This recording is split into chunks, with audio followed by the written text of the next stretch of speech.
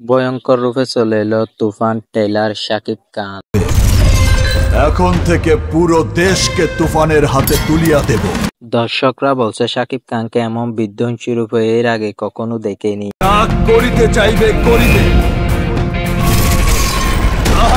তুফান সিনেমায় যেন এক অন্যরকম শাকিব, কেউ রাখিতে পারিবে না। একেবারেই অচেনা। বছরের সবচেয়ে আলোচিত এই সিনেমা, তবে শাকিব যেন সবার কাছে আনন্দের উপলক্ষ হয়ে ধরা দিলেন। তুফান সিনেমার ট্রেলার মুক্তির পর যেন সামাজিক যোগাযোগের মাধ্যমে তুফান বয়ে গেল।